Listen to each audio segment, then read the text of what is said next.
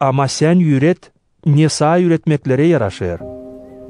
Söyle yaşlı adamlara, ayık, kendini doğru götüren, hesaplı, sağ inanda, sevgide hem dayanmakta olsunlar. Hep ile söyle yaşlı karılara götürsünler kendilerini. Nice yaraşır Allah'ın ayız halkına. Olmasınlar fitleyici, yeki düşkün şaraba, ama üretsinler iyilik yapma.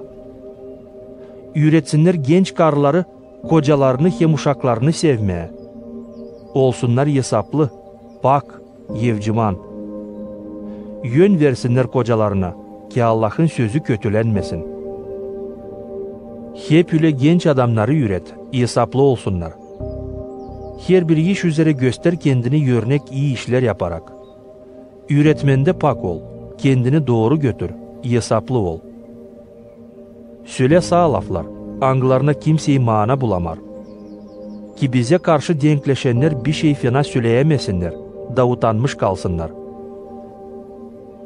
Hırsızlık yapmasınlar, ama her zaman inanç adamlar olsunlar. Hem her bir iş üzere Allah'ın, bizim kurtarıcının üretmeklerini mayıl yapsınlar. Zere gösterildi Allah'ın iyi vergisi. Ani getirer kurtulmak hepsi insana. Üreder bizi Allahsızlıktan hem dünya hamellerinden bırakılalım. Da hesaplı, doğru hem Allahçı yaşayalım bu şimdiki vakitte. Şimdi bekleriz bizim mutluluk umudu. Bizim büyük Allah, hem kurtarıcı İsus Hristos şanlıkta peydalansın. O verdi kendini bizim için kurban olsun. Ki kurtarsın bizi her türlü zakonsuzluktan. Da paklayıp bir ayrı insan kendine yapsın. Çalışkan iyi işler yapma. Bunları anlat. Nasihat et hem azarla her bir zabitlikle. Kimseyi seni aşağılatmasın.